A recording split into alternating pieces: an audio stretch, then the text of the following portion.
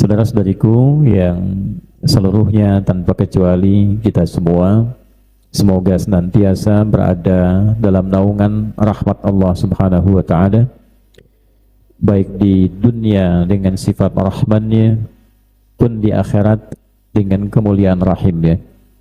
Dan dengan sifat itulah keduanya kita selalu memohon kepada Allah Subhanahu wa Ta'ala untuk mengawali setiap aktivitas kita.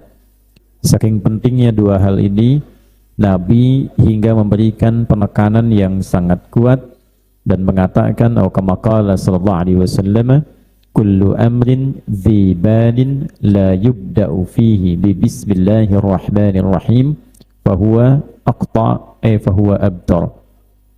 Setiap perbuatan yang dinilai baik yang tidak disertakan di awalnya dengan bismillahirrahmanirrahim fahuwa abtar, maka terputuslah nilai kemuliaan aktivitas itu di sisi Allah. Ada yang menafsirkan konteks akhiratnya pahala. Nah, jadi bagaimana merubah rutinitas duniawi memiliki sifat ibadah dengan tabungan ukhrawi, punya nilai pahalanya. Saya berikan ilustrasi, ini ada gelas, di dalamnya air, aktivitasnya minum. Minum itu kan rutinitas, fungsinya menghilangkan haus. Bila kita niatkan ini sebagai ibadah dan ingin merubah rutinitas memiliki nilai ibadah, maka rumusnya petunjuk Nabi, bacakan bismillahirrahmanirrahim. Bismillahirrahmanirrahim. Maka ketika diucapkan bismillahirrahmanirrahim, berubahlah rutinitas ini menjadi ibadah. Maka punya nilai. Fungsi minumannya tidak hilang, menghilangkan haus juga. Tapi tertulislah kemudian nilai akhirat di dalamnya, itu yang sering kita sebut dengan pahala namanya. Ba yang ada dalam bismillahirrahmanirrahim, nanti fungsi ba itu cukup banyak. Kurang lebih ada yang menghitung sampai 14 fungsinya.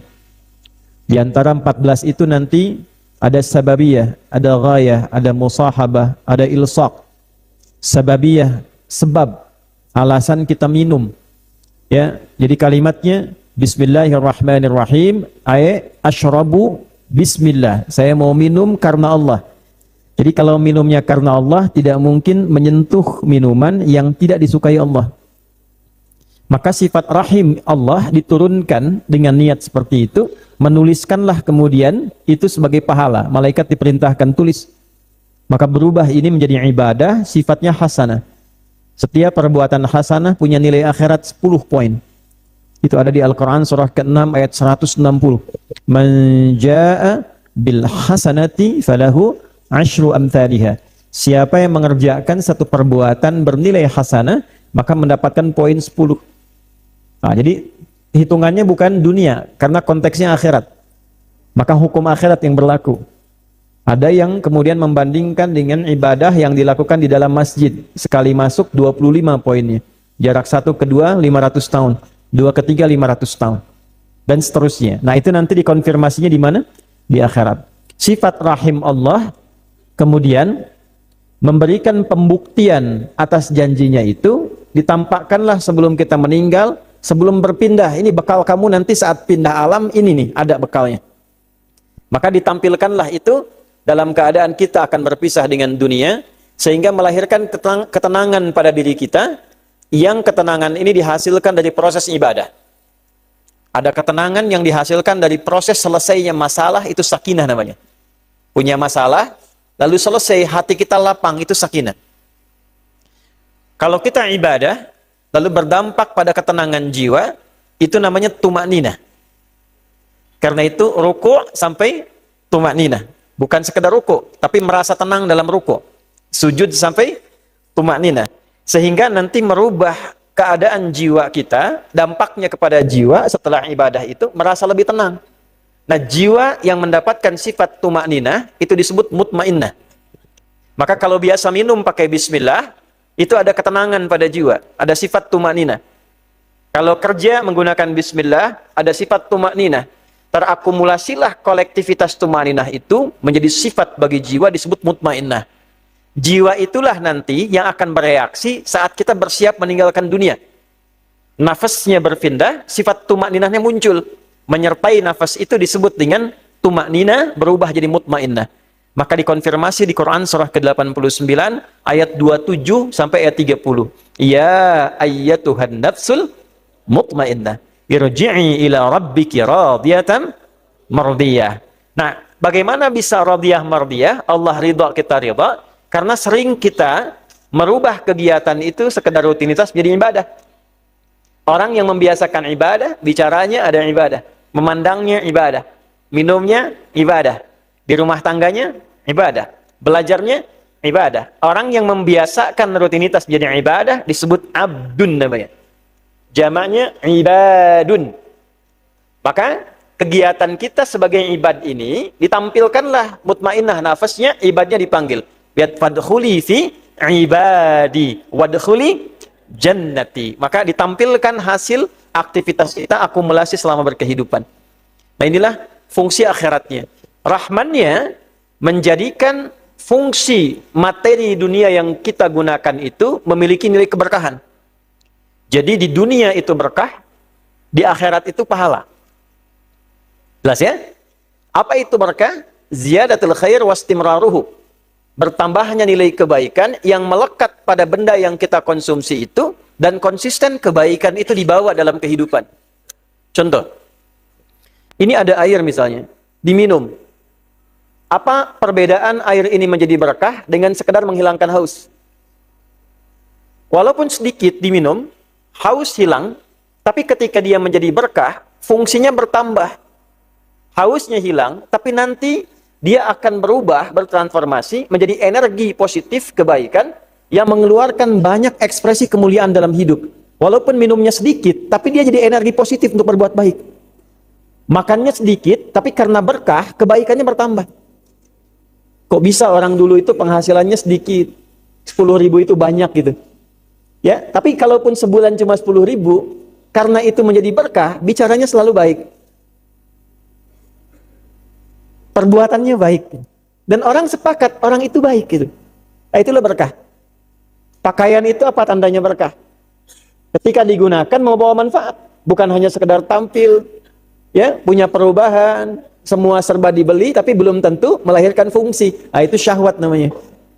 Nah, di penghujung pertemuan kita yang lalu, kita telah belajar bagaimana merubah status rutinitas menjadi ibadah dengan mengarahkan niat untuk berhijrah, berpindah dengan niat itu, menjadikan kegiatan kita untuk mendapatkan ridha dan persetujuan Allah Subhanahu wa taala.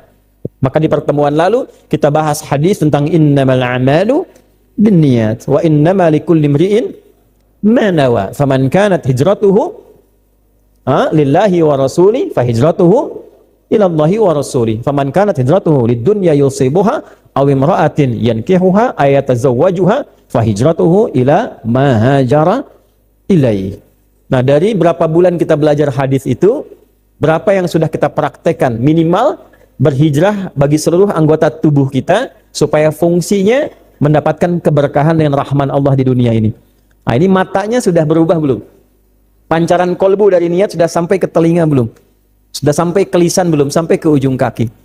Nah, kalau sudah kita berlatih demikian, tinggal tempatkan seluruh karakter perilaku ini dalam 3 pilar keislaman yang pokok sampai waktu kita kembali kepada Allah. Kalau bukan kitanya yang meninggalkan dunia, dunia ini yang selesai tugasnya untuk meninggalkan kehidupan kita. Maka 3 pilar itulah yang akan kita sambungkan di pertemuan malam hari ini pada hadis berikutnya. Hadis nomor yang kedua dari Al-Arba'in An-Nawawiyah, urutan 42 hadis, letaknya pada hadis yang kedua. Kita akan bacakan dahulu referensi terkait hadis ini, kemudian baru kita masukkan ke sanad utamanya, lalu kita bacakan matan hadisnya sebagai ijazah di malam hari ini. Kemudian kita bahas insya Allah sedikit demi sedikit sampai kita mencoba dari sedikit ini merasakan kenikmatan hasil hadis ini dengan dipraktekkan dalam kehidupan kita. Jelas insya Allah? Karena sudah jelas, mari kita akhiri pertemuan kita. Baik, ini pembukanya. Sekarang bismillah kita mulai intinya. Al-Imam An-Nawawi rahimahullahu ta'ala menempatkan hadis ini pada urutan kedua dalam silsilah hadis yang beliau dokumentasikan secara terurut 42 hadis. Hadis ini dapat dilacak sumber asalnya pertama dalam Sahih Muslim nomor hadis yang ke-8. Kita juga bisa temukan di dalam Sunan At-Tirmidzi nomor hadis 2610. Kita juga bisa temukan dalam kitab sahihnya Imam Ibn Hibban rahimahullahu ta'ala nomor hadis 169. Ya, 3 dulu saja ya. Jadi nanti kalau yang ngajinya pakai Al-Arba'in, nah sumber pokok hadisnya diambil nanti Sahih Muslim, saya ambil 3 tipikal kitabnya sebagai kitab jami'. Jami' itu kitab hadis yang tematik, menghimpun tema-tema umum sesuai kehidupan kita. Nah, jadi kalau teman-teman ingin mengeluarkan tema-tema kehidupan sesuai profesi kita, misalnya Anda nih mahasiswa, berarti babnya kan pengetahuan kan? Nah, keluarkan tema tentang pengetahuan, namanya Kitabul Ilmi. Ditemukannya di mana? Kitab Jami' namanya.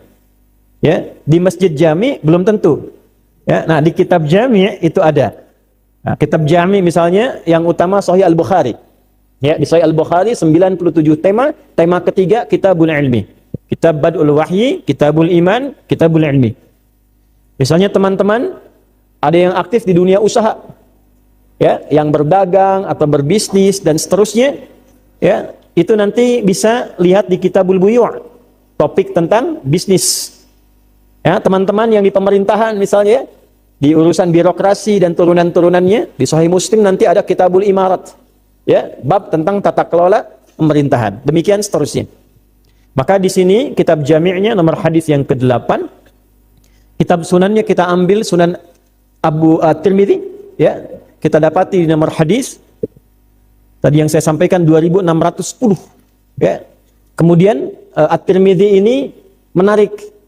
Ya, karena nanti ada yang mensifati dengan sunan, ada yang mensifati juga dengan jami'. Ya. Ada topik tapi ada bab fikih terkandung di dalamnya. Namanya Muhammad, beliau nama aslinya berasal dari Tirmidz, ada yang menyebut Turmuz, maka dikenal dengan At-Tirmidzi. Ya, dan beribadah di penghujung hidupnya sampai matanya itu tidak melihat. Saking khusyuknya beliau beribadah pada Allah Subhanahu wa taala gitu. Kemudian Ibn Hibban nomor hadis 169. Itu referensinya. Sekarang sanadnya ya sahih, tersambung pada sahabat utama yaitu sahabat Umar bin Khattab radhiyallahu taala anhu, langsung informasi A1 dari Nabi sallallahu alaihi wasallam. Sekarang kita bacakan matannya ya. Bismillahirrahmanirrahim. Qala an Abi Hafs Umar bin Khattab radhiyallahu taala anhu qal, hadis yang tersambung sanadnya, saya langsung lompat ke sanad utama ya, supaya tidak terlampau panjang kita mengurai itu. Telah saya sampaikan teorinya di pertemuan sebelumnya. Hadis tersambung sanadnya pada sahabat mulia Umar bin Khattab, ayahanda ibunda Ummul Mukminin yaitu Sayyidah Hafsah radhiyallahu taala anhuma. Beliau mengatakan, saya langsung terjemah supaya efektif pembelajarannya. Bainama nahnu julusun 'inda Rasulillah sallallahu alaihi wasallam. Tatkala kami sedang duduk santai bersama Rasulullah sallallahu alaihi wasallam, dzata yaumin, satu ketika, ittala 'alaina rajulun. Tiba-tiba nampaklah di hadapan kami satu sosok laki-laki. Syadidu bayadis thiyabi, nampak dengan pakaian putih yang begitu rapi. Syadidus sawadis sya'ari, rambutnya hitam tertata baik. La yura alaihi atharus safari, tak nampak pada dirinya bekas-bekas lelah yang melekat pada badannya. Wala ya'rifuhu minna ahadun, dan kami yang duduk tidak kenal siapa orang ini. Fajalasa ilan nabiyyi sallallahu alaihi wasallam, lantas orang ini mengambil posisi duduk terdepan dekat dengan Nabi sallallahu alaihi wasallam. Fa asnada rukbatayhi ila rukbatayhi, Bahkan saking dekatnya dengan Nabi, menempellah lutut beliau ke lutut Nabi sallallahu alaihi wasallam, wa wada'a kaffaihi ala fakhidhaihi, lalu meletakkan telapak tangannya di pahanya. Wa qala, lalu kemudian langsung bertanya pada Nabi sallallahu alaihi wasallam, ya Muhammadu, dalam riwayat lain, ya Rasulullah, akhbirni anil Islam, mal Islam. Wahai Rasulullah, terangkan kepadaku, kabarkan kepadaku apa esensi Islam itu. Faqala Rasulullah sallallahu alaihi wasallam, maka Rasulullah sallallahu alaihi wasallam kemudian menjawab, al-Islamu an tashhada an la ilaha illallah wa anna Muhammadar Rasulullah wa tuqimas salah wa tu'tiyaz zakah wa tasuma ramadhana wa tahujjal baita in istata'ta ilaihi sabila.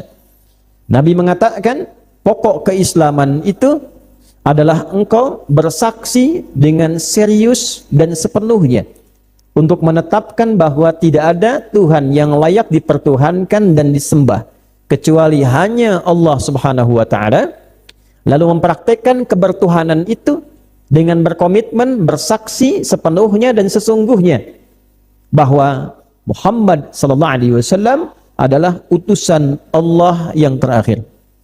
Lalu engkau buktikan syahadatmu itu dengan menunaikan salat secara sungguh-sungguh, mengeluarkan zakat dengan tulus, mengerjakan puasa, dan melengkapi itu dengan mengerjakan haji, berusaha mampu mewujudkannya.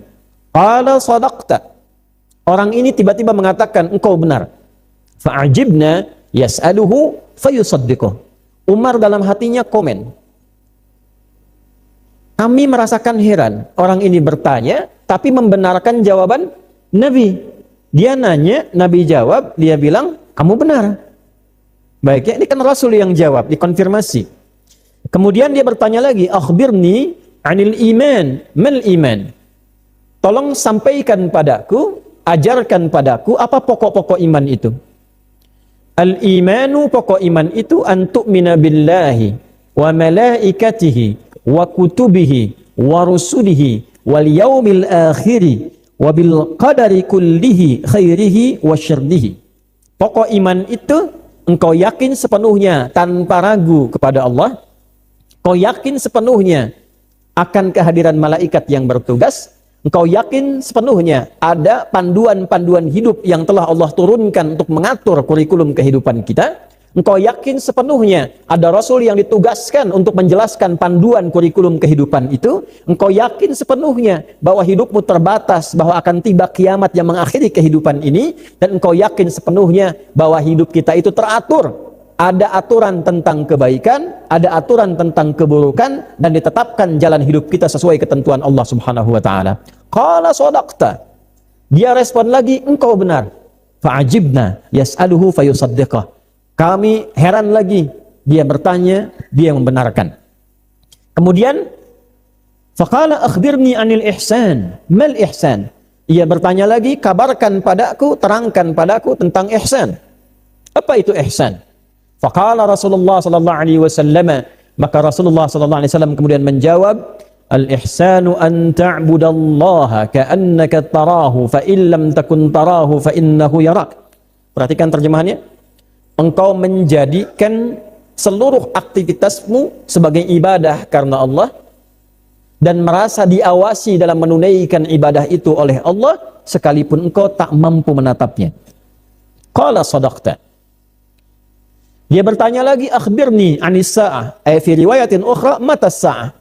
Lalu kapan, kabarkan kepadaku, kapan terjadi waktu yang tepatnya kiamat itu. Faqala Rasulullah sallallahu alaihi wasallam, Nabi kemudian menjelaskan, mal mas'ulu anha bi'a'lama minas sa'il. Tidaklah yang ditanya itu bisa lebih tahu dibandingkan dari yang bertanya. Fa akhbirni an amaratiha. Kalau begitu, tolong terangkan tentang tanda-tanda pokoknya saja. Faqala Rasulullah sallallahu alaihi wasallam, maka Nabi kemudian menjelaskan tanda-tanda pokoknya. Antalidal amatu rabbataha. Jika ada satu waktu budak sudah melahirkan tuannya. Wa antaral khufatal urata Pas fokus ya pada kalimat ini nih. Wa antaral khufatal urata ri'a asy-sya'i yatatawaluna fil bunyan. Dan engkau bisa menampak, akan tiba tampak engkau lihat orang-orang dari penggembala padang pasir yang biasanya kakinya tanpa alas, pakaiannya sederhana biasa, tiba berubah jadi sosok yang berlomba-lomba meninggikan bangunan. Fantalaqa, habis itu orang itu pergi. Kemudian sahabat-sahabat bingung. Faqala Rasulullah sallallahu alaihi wasallam, maka Nabi sallallahu alaihi wasallam membaca kebingungan Umar itu khususnya dengan mengatakan, ya Umaru atadri manis sa'il, wahai Umar, tahukah engkau siapa yang bertanya tadi? Faqultu Allah wa rasuluhu a'lam, maka aku berkata Allah dan Rasulnya yang lebih mengetahui itu.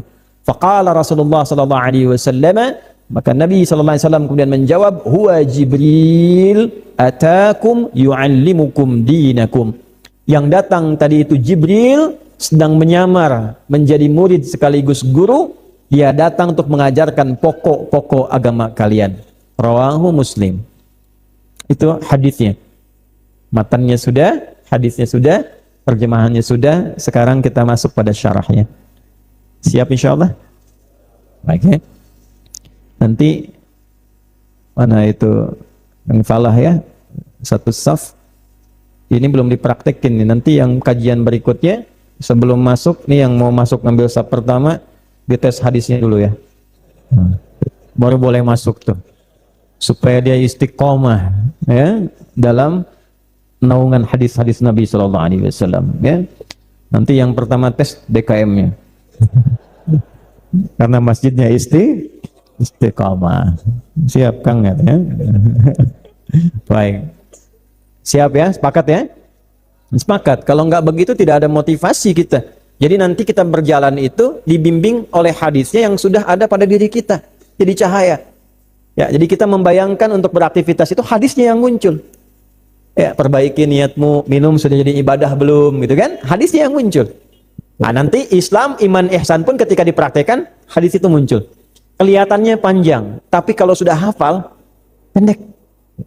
Ya, kita berusaha semaksimal mungkin. Sama bacaan sholat dari awal sampai akhir kan terasa panjang awalnya. Tapi kalau sudah hafal, biasa kan? Ya, coba saya ajarkan doa dulu ya untuk memudahkan hafalan. Kalau ingin memulai hafalan supaya mudah itu, saya berikan doanya nih. Ini singkat, padat tapi insya Allah efektif nih.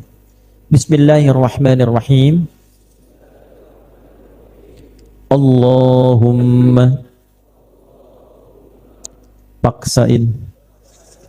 Ayo rekam tuh. Paksa ya. Nah, ayo paksakan, dipaksa. Ya Allahumma paksain. Ya Allah, dengan segala kemurahan-Mu berikan kekuatan pada hamba untuk memaksa hamba hafal hadis ini ya. Ingat itu ya. Nah, kalau pulang tadi pengajian sama siapa? Ustadz Adi. Belajar apa? Doa. Yuk kita bahas syarahnya insyaallah. Kita santai aja ya malam hari ini insyaallah. Waktunya kan luas. Sampai jam berapa? Insyaallah. Enggak ada masalah. Apalagi dia tadi sampai subuh kan. Saya jam 9 selesai. Apalagi dia. Insyaallah. Bismillahirrahmanirrahim.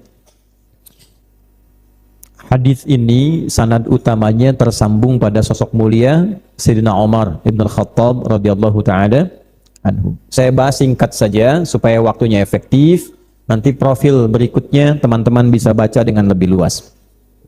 Saya hanya ingin bandingkan Umar yang dulu dengan Umar yang sekarang. Oke? Karena kadang-kadang kan kita akan dapati dalam setiap perbedaan masa itu perubahan karakter pada diri kita. Nah, kehidupan para sahabat itu menariknya.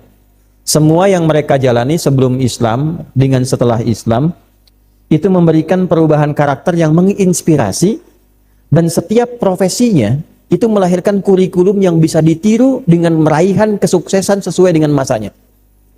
Itu indahnya dalam Islam tuh. Jadi kurikulum keislaman itu diajarkan Nabi. Nanti ada yang langsung mendapatkan pengajaran itu, profesinya beda-beda. Jadi jangan mengumpulkan sahabat, dengan pemahaman sahabat itu sama kegiatannya, tidak. Ada yang penuntut ilmu, ada yang pedagang, ada yang basicnya diplomat, ada yang basicnya di militer, macam-macam. Dan dahsyatnya, Anda bisa cek sebelum berislam dengan setelah berislam, itu terjadi perbedaan yang sangat luar biasa. Dan siapapun yang mewarisi kurikulum ini setelah kehidupan itu, sukses juga di masanya. Anda boleh cek. Nabi meninggal mewarisi sahabat. Sahabat mengajarkan pada tabi'in. Tabi'in sukses juga. Tabi'in mewarisi pada tabi'in. Sukses juga. Nah, yang paling luar biasa, ini menariknya, ketika kurikulum itu ditinggalkan, kesuksesan itu tidak diraih. Dan yang paling dahsyat, kurikulum itu melampaui setiap masa. Jadi nilainya itu akan sesuai dengan kebutuhan di masanya. Shalihun wa muslihun likulli zaman wal makan. Jadi kalaupun kita keluarkan sesuai profesi kita sekarang, kurikulum itu sukses di zamannya. Nah, itu yang harus kita yakinkan pada diri kita. Karena kurikulum kehidupan ini berupa firman Allah langsung dibuka dengan kalimat la raiba fi. Dzalikal kitabu la raiba fi. Kitab yang agung ini, yang jauh dari apa yang engkau bayangkan, yang bersumber dari kekuatan yang sangat jauh dari apa yang kau imajinasikan itu, la raiba fi, tidak ada keraguan yang terkandung di dalamnya. Tak ada hujah kita untuk menyoalnya. Jadi kalau berinteraksi dengan Quran itu jangan pernah ragu. Kalau ragu nggak dapat nanti fadilahnya, keutamaan, keberkahannya. Harus ada keyakinan. Dan bukan sekedar bacaan. Di situ ada kurikulum kehidupan. Jadi memosisikan Al-Quran itu sebagai kurikulum hidup. Keluarkan ayatnya sesuai dengan aktivitas kehidupan yang kita pilih. Itu poinnya. Maka Umar bin Khattab radhiyallahu taala anhu, silahkan dicek sebelum berislam. Sosok yang sangat kuat, tapi kekuatannya digunakan pada konstruksi kehidupan sosial masyarakat pada saat itu yang disebut dengan jahiliyah. Ya, digunakan untuk, maaf, ya misalnya saling menantang, berkelahi, berduel, bahkan viral. Umar terkenal kadang nantang orang yang berani dengan saya, silahkan bertemu di bukit A, tapi pamit dulu pada ibu yang telah melahirkannya karena ia belum tentu pulang kecuali dengan namanya saja. Itu Umar.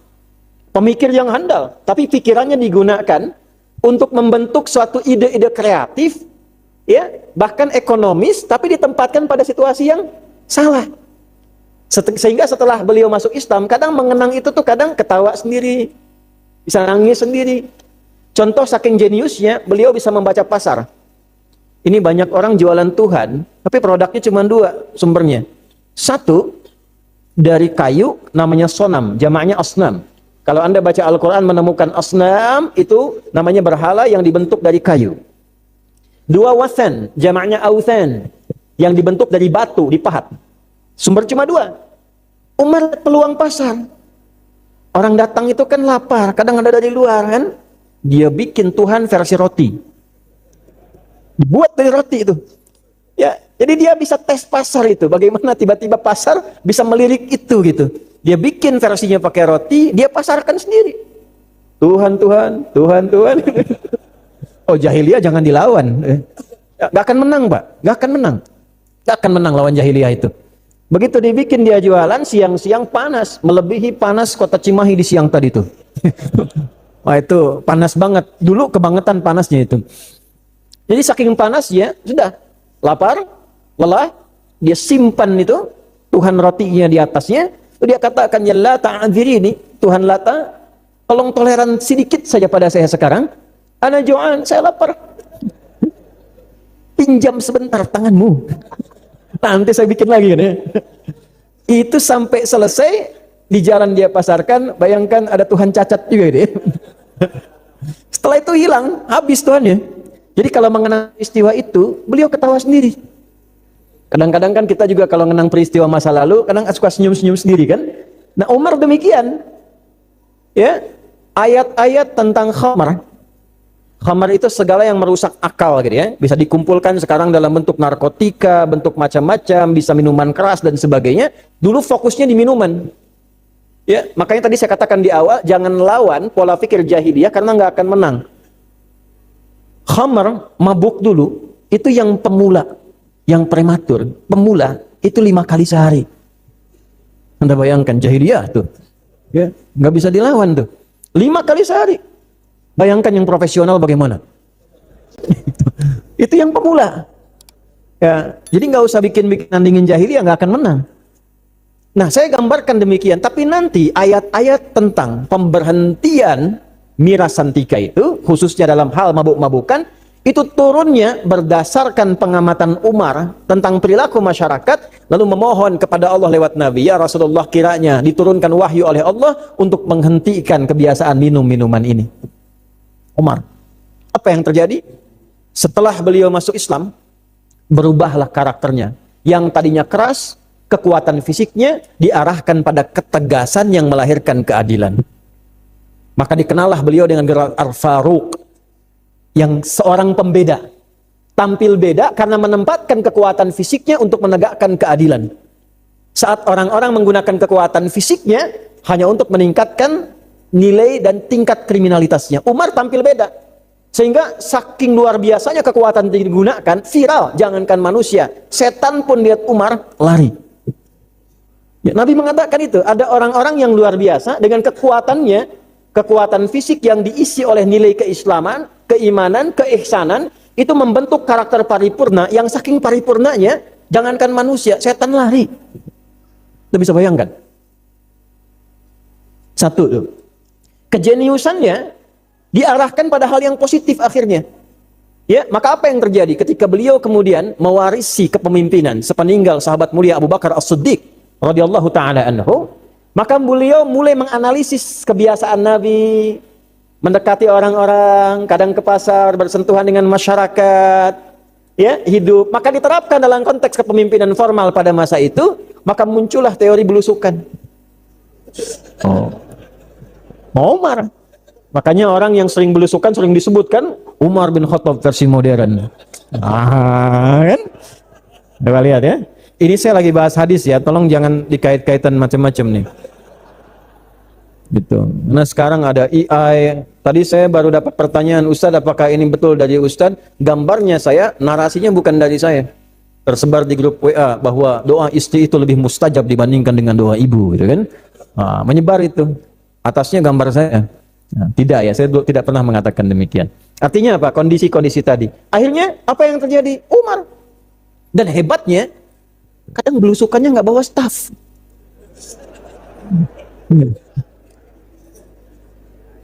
Ya kamera memang belum ada pada saat itu, gitu kan?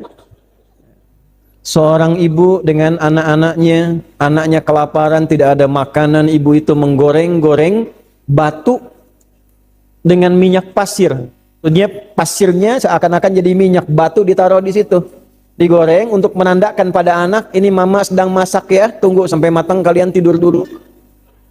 Anaknya sampai ketiduran, ibunya sambil mengeluarkan nasyid, bersyair saat menggoreng-goreng itu. Ya, duhai khalifah, enak-enakan tinggal di istana sementara rakyatnya menderita kelaparan demikian. Duhai khalifah yang enak makan gandum sementara rakyatnya hanya menggoreng batu dengan beralaskan minyak-minyak dari pasir. Umar lewat. Melihat peristiwa itu, langsung berlari dengan keadaan fisiknya yang sudah mulai menua, datang ke Baitul Mal, mengasukkan gandum ke dalam wadah pada saat itu, dibawa langsung di pundaknya, ajudan lihat, ajudan langsung mengatakan, ini biar saya yang bawa. Kata Umar, tidak, saya yang dihisap sebagai seorang pemimpin. Au kamakal. Dibawalah gandum itu, didatangi ibu itu, langsung kemudian diganti periuknya dengan yang layak untuk digunakan minyaknya, pakai itu, dimasakkan gandumnya. Ketika dimasakkan, ibu itu masih melanjutkan syairnya, nasyidnya, qasidahnya. Duhai khalifah, enak-enak kau di istana sampai orang lain yang datang kemudian membantu kami untuk memasakkan. Ya, sampai selesai makan, sampai kenyang, sampai pulang, ibu itu tak pernah tahu bahwa itu Umar. Umar. Ayo, Umar modern tuh, bisa nggak begitu tuh? Ya. Itu boleh ditiru, bisa, nggak apa-apa, kan inspirasi. Ya, jangan mencela orang kalau ingin menjadi seperti Umar masa lalu, silahkan. Justru kita dukung, kita doakan. Lalu diberikanlah kemudian oleh kita keterangan siapa Umar, profilnya bagaimana, supaya bisa ditiru. Itulah Umar sebelum masuk Islam dengan setelah masuk Islam. Jeniusnya luar biasa, sehingga seorang liberal sekalipun, ada orang liberal, pemikir, penulis, namanya Toha Hussein. Di Mesir terkenal, sampai menulis buku khusus untuk mendeskripsikan kejeniusan Umar, namanya Abqariyatu Umar. Ma'rifat dan firasat jiwanya jangan ditanya. Umar jadi khalifah, ya, panglima sedang berperang di daerah di luar Madinah, tiba-tiba Umar sedang berkhutbah mengatakan, naik ke bukit, pindah ke belakang. Panglima di sana mendengar suara Umar. Ya, mendengar suara, langsung pindah ke belakang, ternyata musuh mau menyergap. Saat pulang ditanya, bagaimana? Teman-temannya tanya, bukan Umar yang tanya, bagaimana misi itu berhasil? Hampir saja kami disergap, kalaulah kami tidak mendengar suara seperti Umar mengatakan, cepat naik ke belakang, berputar ke arah bukit belakang. Lalu orang-orang berkata, kami juga heran, kok pada Jumat kemarin Amirul Mukminin berkata tiba-tiba dalam khutbahnya, cepat ke belakang, naik ke bukit. Umar, karamahnya muncul, dan itu viral setelah selesai seluruhnya. Karena karamah tidak dijual. Ya. Beda dengan mukjizat yang harus ditampakkan, karamah itu didiamkan. Dia tampak akan viral setelah wafat orangnya. Maka di bab terakhir Al-Bukhari itu ada manaqib namanya, keutamaan para sahabat. Itu bukan daya khayal, tapi tingkat nanti keimanan tertinggi yang telah mencapai derajat ihsan. Nah, pertanyaannya, apakah keislaman kita yang kita yakini dan kita peluk sampai dengan hari ini sudah melahirkan perubahan kehidupan kita menjadi lebih baik dengan tingkatan-tingkatan yang bisa kita nilai dan kita evaluasi? Maka jika kita ingin berubah menjadi lebih baik, lebih positif, lebih mulia, setidaknya meniru orang-orang di masa lalu, kuncinya 3. Sebelum sampai ketiga itu, biarkanlah Umar berbagi kisah dengan mendapatkan ketiga bagian yang pokok ini, dengan mengatakan di mana, dalam suasana apa 3 itu didapatkan. Maka beliau berkata, bainama nahnu julusun 'inda Rasulillahi sallallahu alaihi wasallam. Tatkala kami sedang duduk santai dengan Nabi sallallahu alaihi wasallam. Bainama, ketemu kata julus, kata kerja, itu menunjukkan salah satu maknanya sifat santai. Nabi bisa bayangkan sahabat itu santainya pun yang dicari orang terbaik. Dalam santainya pun. Sebab kalau Anda bergaul dengan orang terbaik, dalam santai pun akan selalu mendapatkan pelajaran yang baik. Sebab orang terbaik itu kalau bicara, kalaupun guyon pasti ada hikmahnya. Kalau ngobrol, kosakatanya pasti ada maknanya. Maka pesan pertamanya, carilah orang-orang terbaik di sekitaran kita, jadikan ia teman, sekalipun harus ngobrolnya ringan, Anda akan selalu mendapatkan manfaat yang merubah kehidupan kita menjadi lebih baik. Pembuka hadisnya. Karena itu Umar mengatakan julus dari kata jalasa. Jalasa yajlisu. Jalsan wa jilsatan wa julusan. Ya. Nggak ada kaitan dengan jealous, itu bahasa Inggris. Ya. Ini harus saya jelaskan dulu karena bersamaan dengan berkembangnya teknologi digital yang kuat, ilmu sharaf mengalami perubahan tasrif. Kitab hilang, yang diandalkan sekarang digital. Dulu kita ngaji kitab perubahan sharafnya itu dari fa'ala yaf'ilu, fa'ala yaf'ulu, fa'ala yaf'alu, sekarang berubah. Tak takayu taktiku tiktokan, fasbakayu fasbiku facebookan, instagrama yanstagrimu instagraman. Tuh wazannya ada semua tuh. Formulanya ada, yang alif pakai sin pakai ta ada kan? Ada yang belum tuh, yang wazan fa'ala, taba yatubu youtuban.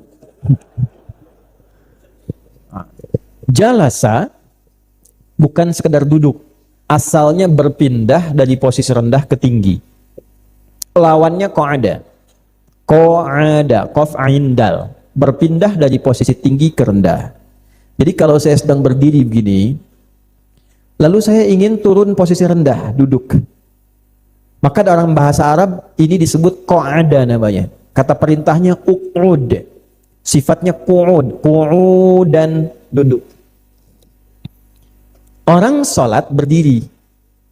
Karena ada persoalan, tak bisa berdiri, duduk dia, tinggi ke rendah. Maka berdirinya qiyaman, tak mampu berdiri, duduk qu'udan. An-Nisa ayat 104. Fa idza qadaytumus salata fadhkurullaha qiyaman wa qu'udan wa 'ala junubikum. Tapi kalau berpindah dari rendah ke tinggi, itu jalasa, sifatnya julusan. Umar mengatakan di sini bainama nahnu julusun, bukan qu'udun, ingin memberikan kesan bahwa kalaupun Anda duduk-duduk santai sambil ngopi, bahasa anak muda kongko-kongko, ya, kopdar, ringan-ringan, cari tempat, situasi, cari orang yang bisa mengangkat Anda derajatnya lebih tinggi sekalipun ngobrol santai. Jadi kalaupun santai-santai, jangan merendahkan kehormatan, ngobrol yang nggak penting, ngobrol yang menghilangkan marwah, membahas sesuatu yang bahkan melahirkan perselisihan, ngobrol santai, saling cela, ujungnya berantem, hilang silaturahim. Itu lagha namanya. Maka ciri orang beriman yang berharap mendapatkan surga Firdaus, ciri keduanya itu meninggalkan hal yang tak penting. Walladzina hum 'anil lagwi mu'ridun. Quran surah 23 ayat yang ketiga ya. Qad aflahal mu'minun alladzina hum fi salatihim khashi'un. Terus walladzina hum 'anil lagwi mu'ridun. Baru seterusnya lizakati fa'ilun dan seterusnya. Jadi para sahabat itu karena mereka visinya ingin lebih baik, pengen baik, gitu ya, maka yang dicari orang baik. Yang kedua, ketika bertemu orang baik itu, kalaupun santai, yang dibahas yang penting-penting, walaupun dalam suasana santai. Dan itu dibaca oleh ulama kita, makanya kenapa kalau Anda ke pesantren, tuh kiai itu kadang sering guyon. Tapi dalam guyonnya selalu ada hikmah. Itu yang baca itu tuh kiai-kiai kita itu. Ya, jadi guyonnya pun ada sanadnya, Anda bayangkan. Guyon bersanad. Di kita itu Pak, saking lengkapnya, terpelihara di pesantren itu, salaman pun ada sanadnya. Ada sanadnya. Diajarkan tuh, jadi kalau Anda ngajinya bersanad di pesantren itu, cara salaman tuh diajarkan. Tatap wajah guru, pegang tangan, cium tangannya. Ya. Itu bukan hanya kaitan dengan adab, tapi ada sanad di dalamnya. Ya, apa sanadnya? Bukan terkait dengan tradisi juga bukan. Ya, karena ada sanad yang tersambung. Karena sanad ini guru Anda itu mendapatkan pengajaran dari gurunya lagi, gurunya lagi, gurunya lagi, sampai ke atas gurunya lagi, yang mengajar itu Rasulullah SAW, bertemu dengan guru utama Rasulullah SAW, yang dia pernah memegang tangan gurunya itu Rasulullah SAW. Guru ini pernah megang cium tangan gurunya, pernah cium tangan gurunya, pernah cium tangan gurunya, guru terakhirnya bersanad pernah cium tangan Rasulullah SAW. Tersambung, baru cara megang tangan aja udah ada sanadnya. Kalau ngaji di pesantren benar itu pasti paham itu. Ya. Nah, tatap mata gitu kan? Kenapa? Karena mata ini pernah memandang guru, guru pernah memandang gurunya, sampai memandang Rasulullah SAW. Makanya sana ditempatkan oleh Imam Muslim sebagai pembuka di mukadimahnya. Babul isnadi minad din. Wa qala Ibnu Sirin rahimahullahu taala laulal isnadu. Ya nuqala an kalam Ibnu Mubarak laulal isnadu laqala man syaa'a ma syaa'a. Makanya kalau tidak memahami sanad ini biasa. Saya pernah salaman sama anak-anak kecil gitu kan, manggil kita Ustaz, salaman sudah seperti pengusaha. Nah, ya, itu bukan masalah.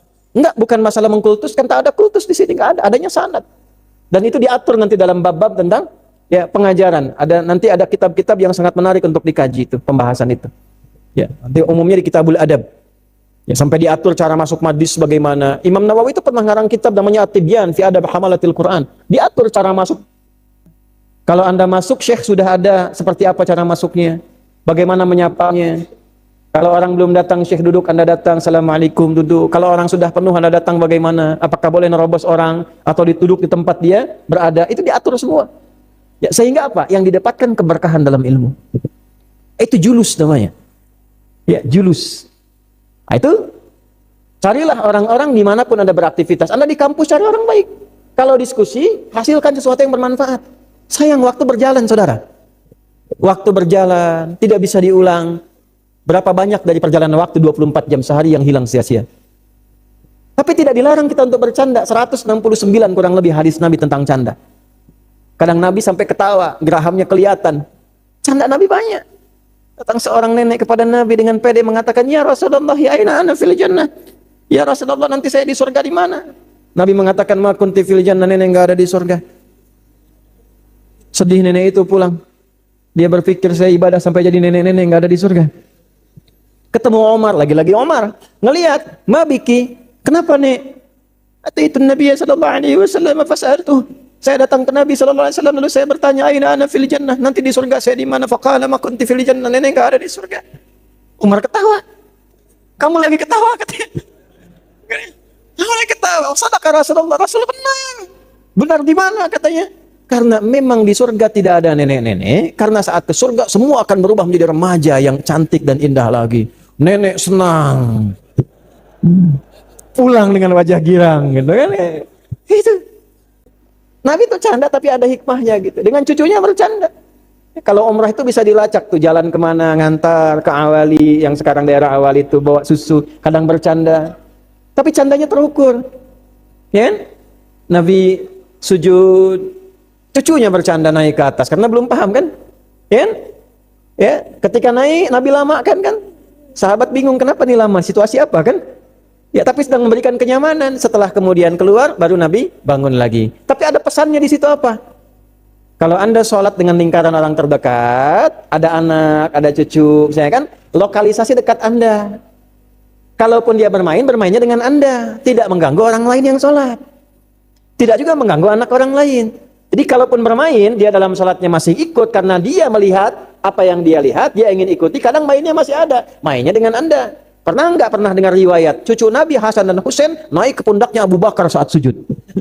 Nggak ada. Kenapa kadang jamaah mengeluh? Karena ketika Anda sholat, anak Anda berlari meninggalkan Anda, kemudian ributnya di sisi orang lain. Itu hikmah, teman-teman sekalian. Banyaklah kalau saya cerita habis di situ. Ya. Nah, kembali itulah julus. Ya, jadi silahkan santai, ngobrol boleh, mau minum kopi boleh, gitu kan? Mau minum teh boleh, minum yang halal-halal, diskusi ringan tapi ada solusi. Inda Rasulullah sallallahu alaihi wasallam menggunakan inda untuk menunjukkan kedekatan tapi disertai kehormatan. Nah, kalau ada sosok baik, jaga kehormatannya. Walaupun itu teman Anda, canda boleh, tapi jangan sampai canda Anda meruntuhkan kehormatannya. Teman Anda sekarang jadi ulama, canda sama Anda kan, diingat lagi peristiwa dulu. Ente. Di masjid ente ceramah dulu begini kan. Enggak apa-apa canda, tapi jangan sampai canda yang menghilangkan kehormatan orang. Jelas ya? Di sini ya. Ya. Lanjutkan. Bainama nahnu julusun 'inda Rasulillah sallallahu alaihi wasallam, ketika kami sedang duduk-duduk bersama Nabi santai, ya menerima penjelasan Nabi, ngobrol-ngobrol, iztala dzata yaumin, satu ketika iztala 'alaina rajulun. Tiba muncul dari satu sisi. Kami enggak tahu nih, ya, tiba-tiba muncul dari satu arah. Tala, tempatnya disebut matla. Ya, matahari terbit ya, satu sisi kan? Ya, dari timur, tenggelam di barat ya. Maka ittala alaina, dari satu sisi tiba-tiba muncul sosok rajulun, seorang lelaki. Rajul itu menunjukkan wibawa, punya sifat rajuliyah yang tegap, kokoh, berwibawa. Makanya kenapa kaki disebut rijlun, karena dia kokoh menompang tubuh. Nah, makanya kalau jadi laki-laki jangan gemulai, hilang wibawanya. Kaki udah tegap, tangannya lunak. Wibawa hilang. Rajul, kita tuh rajul, jamaknya rijal, tetap nggak berubah. Mau banyakkan pun nggak berubah, hurufnya nggak hilang. Tambah alif aja. Ya, tambah alif, cuma rajulun jadi rijal. Tapi tetap kewibawaannya itu muncul. Tapi nanti diatur bagaimana menempatkan wibawa itu sehingga membawa hikmah. Gitu. Masuk rumah tangga, wibawa terjaga, tapi membawa hikmah sehingga tidak zalim dengan wibawa itu kepada istri. Tidak ada istilahnya KDRT itu kalau sudah benar-benar dipraktekkan dengan baik. Ya, atau tidak juga terbalik menjadi misalnya ada suami takut istri, tidak ada. Karena ada penempatan di dalamnya. Oke? Dah, nggak usah diperpanjang, balik lagi ya. Babnya bab bukan rumah tangga ya. Itu nanti jadi menarik kalau ngaji itu lengkap tuh enak. Ya, misal nih, kenapa di surat Yusuf laki-laki suami itu matahari, perempuan itu bulan. Ya, itu ada hikmahnya. Inni ara ahada asyara kaukaba wasyamsa wal qamara ra'aituhum li sajidin. Aku lihat kan 11 bintang itu, lalu satu mentari dan bulan itu hormat kepadaku.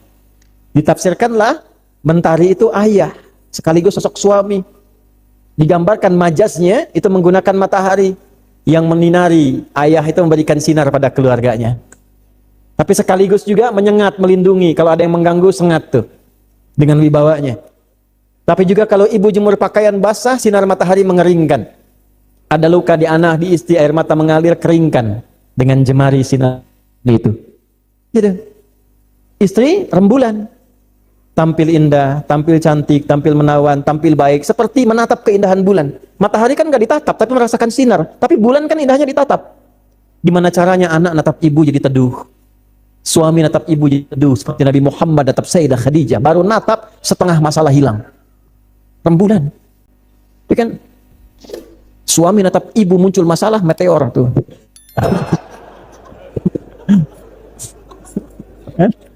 Jadi dengan sampai ada istilah dengan kekuatan bulan aku menghukummu gitu kan. Nah, ini masalah.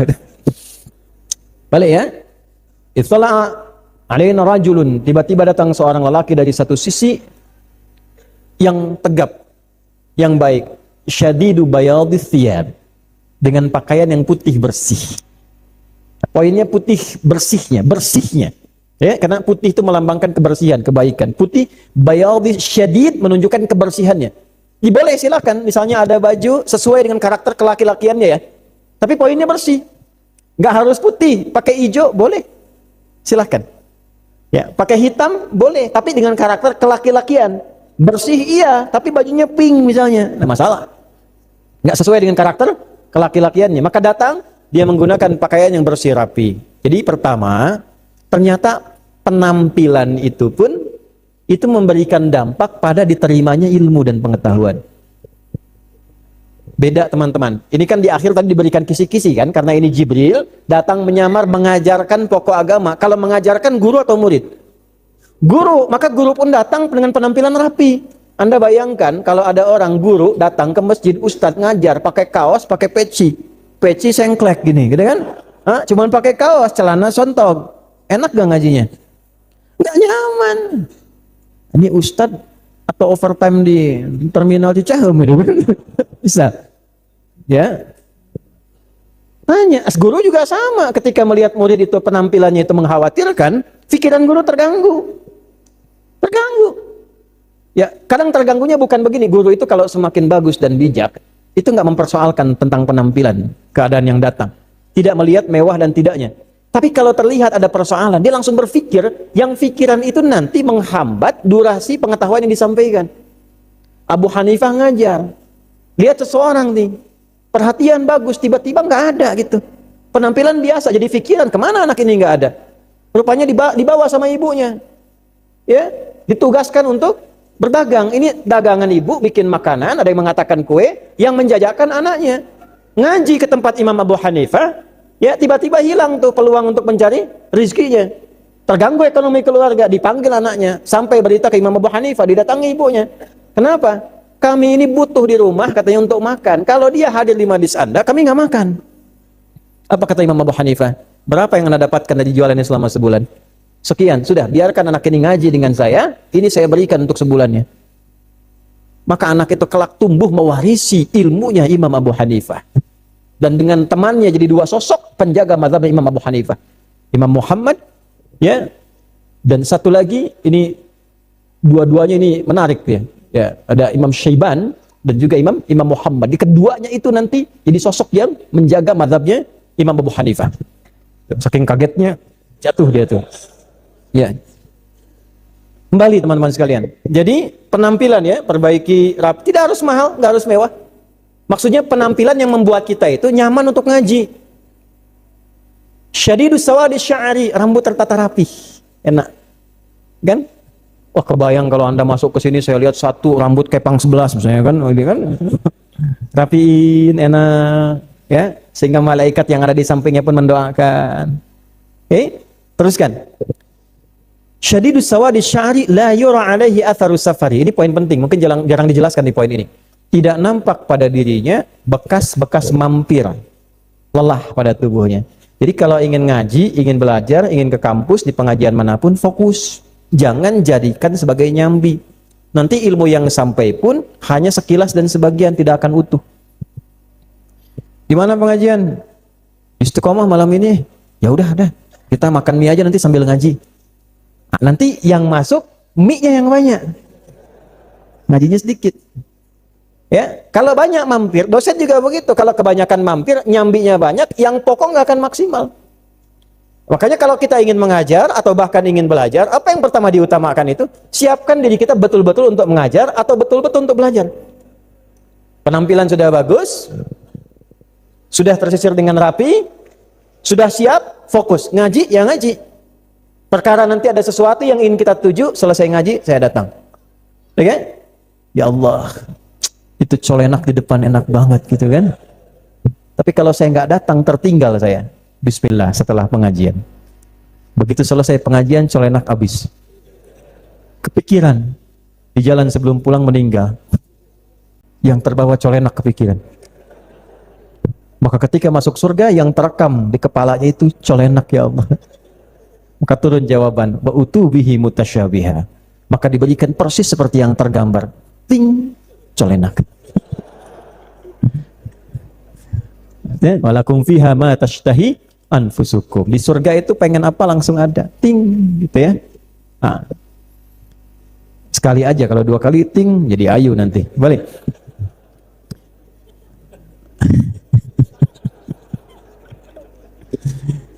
Fajalasa ilan Nabi sallallahu alaihi wasallam. Tips selanjutnya, Bu, izin Bu ya. Ibu. Bu. Ya. Termasuk ibu menyiapkan anak untuk ke sekolah pesantren. Anak mau berangkat, ibu siapkan yang rapi. Mandi dulu, Bu. Dimandiin yang baik. Berangkat walaupun masih TK, nggak apa-apa. Rapikan supaya dia pede belajar dari awal. Berangkat, fajalasa ilan Nabi sallallahu alaihi wasallam. Maka orang itu tiba-tiba mengambil saf depan. Nah, ini yang kampus nih, teman-teman yang masih belajar ya di kampus tuh. Pilih saf pertama. Walaupun itu tak mudah, tapi kalau ingin sukses, orang sukses itu kelihatan. Ambil yang terdepan, kalahkan Yamaha tuh. Posisi paling depan. Sebab depan ini paling efektif, paling depan nih. Ya, mau nyandar nggak bisa. Ya kan? Bikin handphone nggak enak sama Ustadz, ya kan? Fokus deh, fokus aja, ya kan? Dan yang paling menarik apa? Kalau suara nggak jelas, mic mati, depan ini masih jelas. Gitu. Terawasi semua, jadi terjaga keadaannya. Kalau masih memungkinkan di depan itu ada, ambil saf terdepan. Tapi kalau sudah penuh Anda di belakang, sekalipun ada ruang sedikit di depan, jangan Anda terobosi orang untuk ke depan. Ada adabnya. Yang di sini geser, maka turun ayat Al-Mujadalah ayat 11 itu. Ya ayyuhalladzina amanu. Kan? Idza qila lakum tafassahu fil majalisi fafsahu yafsahillahu lakum. Hai orang-orang beriman, jika di majlis itu tempatnya julus, tempat yang mengangkat orang derajatnya lebih tinggi. Apa yang diangkat? Iman dan ilmu. Yarfa'illahu alladzina amanu minkum walladzina utul ilma darajat. Maka cari majlis ilmu, pengajian yang bisa meningkatkan iman kita, ilmu kita bertambah. Jangan datang selesai malah kita berantem dengan orang. Ya, jangan datang cuma untuk pintar berdalil tapi nggak bisa mengamalkan. Imannya naik, ilmu bertambah. Kalau ada yang seperti itu, kosong ini, datang orang, luaskan. Rapatkan sampai dia dapat bagiannya duduk. Lalu sapa jamaah yang di sampingnya, assalamualaikum, akhi, assalamualaikum. Di situ aja. Gak usah masuk, assalamualaikum. Duduk dia. Syekhnya itu, Imam Nawawi itu sampai begitu. Makanya ilmunya berkah. Anda boleh cek ya, yang nyusun hadis arba'in itu banyak. Banyak. Tapi kenapa yang mendapatkan qabul, penerimaan, ya dapat taufik dari Allah, lalu dapatkan ridhanya, itu arba'innya Imam Nawawi. Bayangkan, dibikinnya di Nawa, dibahasnya di Bandung. Dan yang dikenal itu bukan imam namanya, kan namanya Yahya. Bapaknya Syaraf kan? Yahya bin Syaraf. Tapi yang dikenal kampungnya. Arba'in Nawawiyah. Ini 42 hadis berasal dari kampung Nawa. Di mana itu? Di Syria sekarang. Dibahasnya di mana-mana. Ya, bisa demikian. Makanya kalau orang itu ilmunya berkah, daerahnya ikut. Kenapa dulu pesantren-pesantren berkah sampai yang terkenal itu daerahnya? Pesantren Tebu Ireng, pesantren Dirboyo, ya, pesantren Gontor, itu daerahnya yang disebutkan. Karena ketika ilmu itu berkah, ulamanya berkah, maka masyarakat mendapatkan pancaran keberkahannya sehingga tempatnya pun dikenal dengan keberkahannya. Jadi kalau punya ulama-ulama yang berkah, jaga itu. Jangan sampai tersinggung dia meninggalkan tempat Anda, tercabut keberkahannya. Kalau nggak percaya silakan, Anda pun akan senang. Ada ulama bawa cahaya itu, ya itu pasti hidup sekitarannya. Ekonominya hidup, keberkahannya hidup, dan Anda pun akan senang. Tinggal di mana? Alhamdulillah saya di komplek yang Ustadz Bulan ada di situ. Ya, padahal Ustadz di belakang dia di mana gitu kan? Tapi karena satu komplek dia senang gitu. Tangga saya itu Pak, dia muncul memberikan fatwa. Tuh Pak, Masya Allah, tangga saya itu. Ya? Datang lagi temannya, dia saya tahu kecilnya tuh. Udah kalau udah begitu udahlah gitu ya. Balik saf depan. Ibu siapkan Bu anaknya. Pertama sekolah ayah antar, ibu antar, cari saf depan. Kalau mau sukses saf depan. Ya, tempatkan dia di depan tuh, belajar dari awal, menghadapi tantangan. Ya, kalau nggak terbiasa dengan tekanan itu, susah mencapai kesuksesan. Ibu senang berlian, Bu. Berlian, Bu. Berlian, berapa titik lelehnya itu? 3.500 kan ya, kurang lebih ya. Sampai jadi berlian itu sekitar 400 titik lelehnya itu. Ditempa dulu, baru jadi benda, dipakai, digunakan. Kalau nggak ada tekanan, nggak ada kesuksesan bisa kita raih. Itu Al-Baqarah ayat 214 itu. Duduk di depan. Tekanan tuh, tertekan, menahan ngantuk tuh. Mau keluar nggak enak gitu kan. Tahan deh. Ya, belakang santai kan, bisa sampai enak, samping kipas angin tuh. Rebahan tuh. Di Pasar Rebo dulu ada tuh Pak, rebahan tuh. Meninggal aja. Hati-hati itu belakang.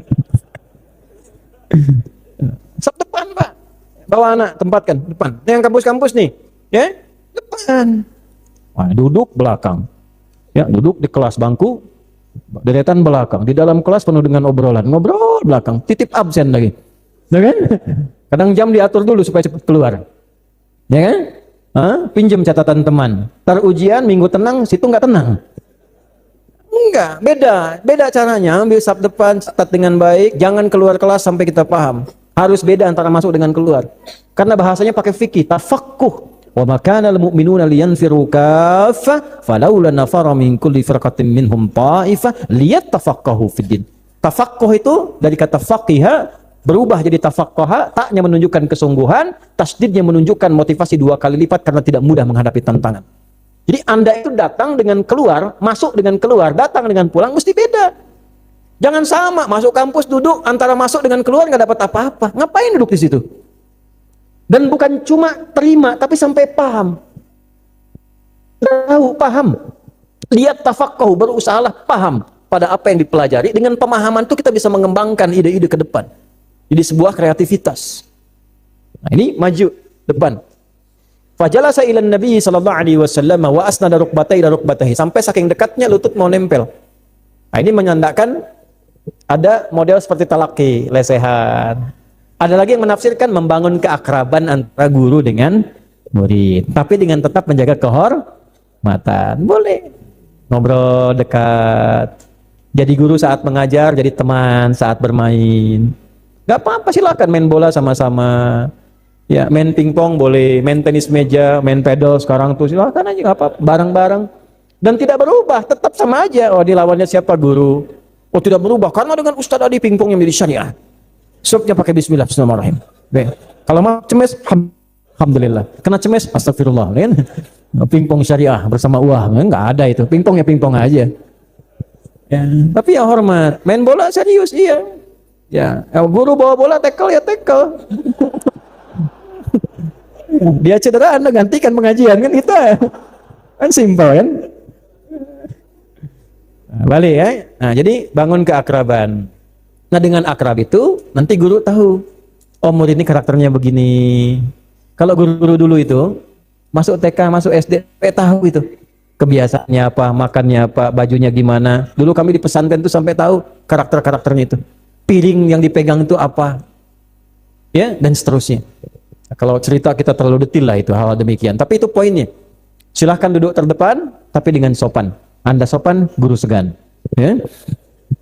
Lanjutkan. Wada'a kaffayhi ala fakhidaihi, maka meletakkan telapak tangannya di pahanya. Ini tidak harus Anda duduk langsung telapak tangan praktekkan, letakkan di paha, gitu. Tidak begitu. Ya, jadi ada namanya hakiki, ada majazi. Ya, ini apakah hakikatnya langsung ditiru sesuai tekstual pemahamannya? Makanya nanti belajar ilmu, nanti ada 5 dasar ilmu untuk memahami bahasa fikih Quran dan hadis. Ini semua sepakat ulama, sepakat, bahkan dijadikan pengantar dalam muqaddimah. 1, matnul lughah. Analisis tentang teks. Untuk menganalisis itu nanti ada 4 lagi. Kedua, nahwu. Ketiga, saraf. Ya, keempat, ma'ani. Kelima, bayan. Nanti tambahan pelengkap. Yang keenam nanti ada badi. Ketujuhnya ada arud. Ya, nanti fungsinya masing-masing bisa berubah. Nah, untuk memahami Quran, memahami hadis, nggak bisa teksnya begitu, maknanya langsung begitu. Tidak. Nabi itu orang Arab paling fasih. Ana afsahul Arab. Baida'ani min Quraisyin. Saya itu seorang nabi iya, tapi saya orang Arab yang paling fasih lisannya dan termasuk Quraisy. Jadi orang Arab paling fasih itu kalau bicara, bicaranya tinggi itu kalimatnya.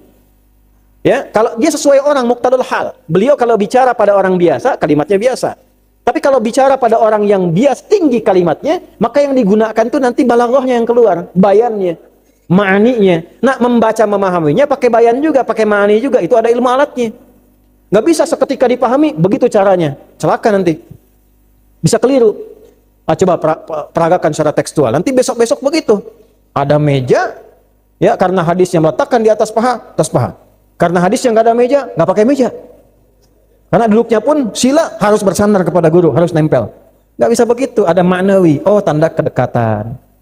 Murid guru harus dekat sehingga merasakan satu dengan yang lain. Frekuensi terbangun. Ini kesopanan. Dulu sopan itu diletakkan di situ. Kalau pakai meja, sopan letakkan di atas meja. Ya kan? Demikian, itu nanti ada adab. Makanya kita ajarkan anak-anak kecil misalnya, tangannya berlipat begini, kesopanan. Itu praktek hadis maknawi namanya. Ilmunya apa? Kita bisa gunakan ilmu terapan dari balaghah, turunkan dari bayan. Kalau ma'ani kan memilih kata yang sesuai. Kata apa yang sesuai ini? Huruf apa yang bisa ditempatkan di sini? Kenapa pakai fi? Kenapa tidak menggunakan ila? Kenapa pakai li? Yaitu ma'ani nanti poinnya. Kalau udah pakai bayan, nah nanti ada majas, ada hakikah wal majas. Majasnya pakai apa? Apakah ada isti'arah, apakah ada kinayah, apakah tasbih dan sebagainya. Diterapkan di situ. Kalau nggak pakai itu repot. Selain kaku nanti masalah. Nah, maka duduklah dia di samping Nabi, dia letakkan tangan itu, jadi jangan tekstual memahami. Letakkan itu bagaimana? Hormati guru, letakkan tangan dengan baik. Jangan guru ngajar, Anda main handphone. Kan? Udah, kalau mau ngajar, ilmu masuk, kamera turun. Dah, simpan, handphone turun. Kecuali mencatat ya, simpan, ada waktunya. Jangan nanti merasa guru seakan tidak diperhatikan. Sama, murid juga kalau merasa nggak diperhatikan guru, dia akan keluar. Ya, abai dia, selesai, nggak penting nih, guru nggak care dengan. Nah itu maksudnya, ya tangan dilipat, kemudian juga maksud dilipat itu sesuaikan dengan adab. Bisa kalau sila demikian, kalau di meja seperti apa. Yang penting sesuai dengan tradisinya masing-masing, sopannya bagaimana. Nah, jadi jangan sampai disimpulkan bahwa di Arab begitu, lalu kita katakan harus seperti itu. Tidak, kalau tradisi itu kembali al-adatul muhakkamah, itu kaidahnya. Tradisi itu menjadi hukum di tempat dia berdomisili. Nanti Islam memberikan panduan bagaimana tradisi itu bisa menjadi baik. Gitu. Arab punya tradisinya, pakaian yang baik, tradisi di Arab pakai jubah. Ya kan? Dan jangan disimpulkan kalau pakai jubah ini sudah hijrah misalnya. Tidak demikian juga. Ya, tidak demikian karena di Arab pun sekarang yang berbuat jelek pakai jubah juga. Yang mencuri pakai jubah juga. Karena bagian pakaiannya, tapi jangan gunakan itu sebagai celaan, tidak. Kalau Anda mau ke sini pakai jubah boleh-boleh saja, nggak ada masalah, jangan dicela juga. Tapi jangan disimpulkan bahwa kalau pakai jubah Islami, pakai batik tidak misalnya, tidak. Tapi jangan berlebihan juga. Kita kuatkan budaya kita pribumi, jangan pakai jubah, pakainya batik. Silahkan tuh kain kapan pakai batik tuh. Jadi jangan seperti itu, kita proporsional saja. Mau pakai batik, silahkan. Pakai jubah, silahkan. Pakai sarung, silahkan, gak ada masalah, pakai sarung. Ya, budaya sarung itu kalimat ulama itu. Dari kata syar'an, sarungan. Orang pesantren. Hiduplah dengan menggunakan syar'an syariat. Berbalut sarung, berbalut syariat. Gunakan baju koko, takwa, waqwa, walibasu taqwa dzalika khair. Hiduplah dengan baju takwa, dengan selimut syariat. Kalau sudah seperti itu, gunakan kopiah, khufyah, tunduk patuh, tunduk tawadu. Jangan sombong. Kamu punya ilmu, sudah jadi orang takwa, hidupnya dengan syariat, jangan sombong. Tawadulah engkau, khufyah. Makanya bahasa Arab itu nggak ada kopiah itu. Taj, kubah. Tapi orang tua kita mengatakannya kopiah, khufyah. Lalu kakinya apa? Baqiyak, al-baqa wal yakin. Berjalanlah karena Allah, baqa dengan sifat yang yakin. Itu bukan otak-atik. Bukan cocok logi itu. Kalau Anda orang pesantren betulan, itu pasti Anda dapat itu. Itu ada sanadnya itu, ya. Jadi banyak sekali kalimat-kalimat orang tua singkat, padat, tapi jadi algoritma kehidupan. Zikir-zikir gitu yang menyebar itu. Itu ada juga zikir-zikir bersanad itu. Tanpa sadar itu ada zikir misalnya mengentaskan kemiskinan. Saya nggak akan buka sekarang itu. Nanti satu waktu saya buka. Itu di kampung-kampung dibacakan. Makanya dulu walaupun kita terbatas di kampung, nggak merasa miskin kita tuh. Hidup tenang. Orang 3 bukit meninggal masih tahu itu. Masih tahu. Di mana nu kapunuten? Kakantun antunkeun paling itu katanya. Lah dicaket na sapuntung rokok. Nah, ayo ka dieu teh sapun caket satu bukit caket sapuntung rokok. Rokoknya enggak pernah dibakar di sini aja. Caket deh. Nah, kampung dulu begitu tuh. Tapi tenang, enggak banyak masalah. Kenapa sekarang setelah semakin maju kok masalah datang sampai saku, masalah datang pikiran, ya? Baru bangun sudah cek masalah gitu. Nanti ada sesuatu yang harus perbaiki. Tadi ya, kembalikan. Nah itu membaca sesuatu menggunakan ilmunya, ada alatnya nanti. Apalagi tafsir. Ya, tafsir itu lebih kompleks lagi. Ya, nanti ada tambahan badi'. Badi' itu untuk menampilkan keindahan sehingga kalau kita melarang orang tidak seperti merasa dilarang. Mengajarkan tidak seperti merasa digurui. Kalau berinteraksi dengan pasangan itu lebih menyenangkan. Malam ini kamu cantik deh. Itu biasa. Bawa keluar, purnama, lihatkan istri. Ma, tahu nggak? Purnama indah nggak? Indah, tapi mama lebih indah dibandingkan purnama di malam ini. Itu badi namanya, ilmu badi ya. Ya. Anti kal badri fil jamalah. Tapi kalau anti badrun beda. Anta kal asadi fis saja'ah. Oh, Anda itu seperti singa. Beda, singa aja kalah sama Anda. Lain, itu ada ilmunya. Nanti kalau baca Quran, kita akan temukan keindahan-keindahan itu. Ngaji yang arud akan keindahan irama Quran. Sehingga kalau sudah merasa indah di irama itu, kita meninggalkan irama lain. Mau syair, mau musik, mau macam-macam. Ya, alhamdulillah. Kalau ilmu saya jelaskan tuntas, hukum musik saya jelaskan, tapi sikap saya terhadap musik saya katakan. Saya nggak terus senang musik itu nggak senang, nggak nyambung dengan saya itu. Tapi hukum saya jelaskan. Kadang orang potong-potong, saya nggak nyambung. Biarkan tanggung jawab di hadapan Allah itu. Ya.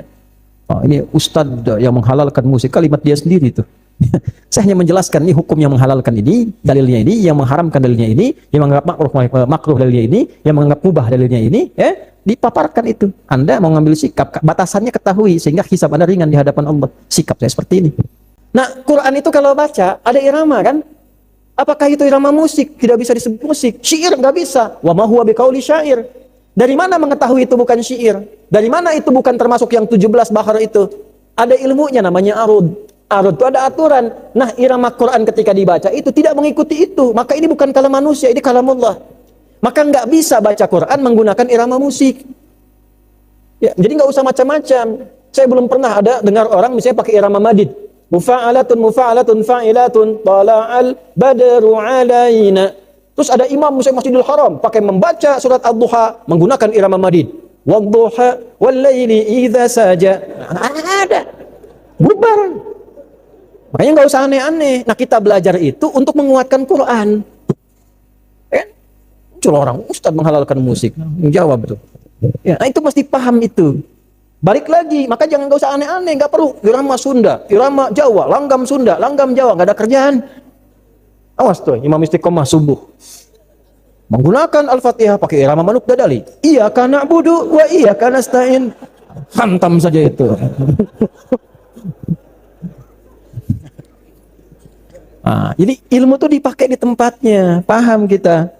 Ya, jadi nggak usah aneh-aneh. Ya, kreativitas itu nggak boleh pada sesuatu yang sudah tauqif, ada tajwid. Apa itu tajwid? Pakai lagi kitabnya, Hidayatul Mustafid fi Ilmi Tajwid yang paling tipis, paling gampang. At-tajwidu lughatan al-ityanu bil jayyidi wastilahan ilmun yu'rafu bi aqwa mustaqam lisifati wal mududi wa ghairi dhalika katarqiqi wa tafhim wa nahwihima ma ghayatu ilmi at-tajwid ghayatu bulughun nihayati fi itqani lafdhil qur'ani alamatu luqiyya min al-hadathi nabawiyyati afsahiyyati wa qila ghayatuhu sawnul lisani lil khata'i fi kitabillah ta'ala. Paham? Dan singkatnya baca dengan baik dan benar. Sesuai hukumnya. Kalau panjang baca panjang, pendek baca pendek, wasol diwasolkan, wakaf diwakafkan. Kalau baca begitu, tiba-tiba irama muncul sendiri sesuai algoritma tubuhnya. Keluarlah semua kemampuan kata dan suara dalam tubuh. Dari makharijul huruf. 17 tempat keluar dalam tubuh kita. Keluarlah karakter suara kita. Jadi kita bisa tahu, oh ini si fulan yang ngaji nih. Ya, karena terbaca dari keadaan suaranya. Nggak usah macam-macam. Nah, itu ilmu namanya. Bawa ke suasana tadi, jadi sudah duduk, sudah beradab, sudah siap. Tinggal belajar, apa pelajaran pokok kalau pengen ngaji. Ini nggak usah tinggi-tinggi bahasnya. Kalau ingin jadi benar, jadi baik, berhijrah dengan baik, sukses dunia akhirat, yang 3 ini tunggu sampai kita wafat, tunggangi sampai kita wafat, atau menjelang kiamat kita wafat, dunia selesai. 3 ini kalau kita kerjakan, selamat dunia akhirat. Apa yang 3 itu? Nah, bulan depan kita akan teruskan ini untuk kita kaji kembali. Tapi tadi sudah saya berikan bocoran kisi-kisi di awal, ada Islam, ada iman, ada ihsan. Tapi tidak cukup sekedar nama. Anda punya suami namanya Islam, anak pertama iman, anak ketiga ihsan. Itu belum bisa menjamin kalau belum mengeluarkan makna-makna yang dimaksudkan. Ini agak panjang hadisnya. Belajarnya juga agak santai, mungkin akan butuh 2 sampai 3 pertemuan untuk menjabarkan ini. Sampai di akhir nanti kita bikin kurikulum, bikin table. Misalnya belajar Islam, nanti bikin langsung tabel. Dari yang 5 ini sudah berapa yang dipraktekkan? Kuat belum? Yang syahadat 1, asyhadu alla ilaha, nah, sudah sampai ke hati belum? Apa masih di lisan? Apa bedanya syahadat baru di lisan dengan sampai ke hati? Terus sudah kenal Allah belum? Nah, itu juga perlu dibahas. Dan kitabnya ada sendiri, sanadnya juga ada. Dan ada nanti sampel sampai ke ujung salaf, sampai ke Nabi SAW. Ya, sampai nanti insya Allah mudah-mudahan sesuai waktu yang Allah berikan pada kita, bisa kita bahas dengan baik. Tapi intinya ngaji itu merubah kita menjadi lebih baik.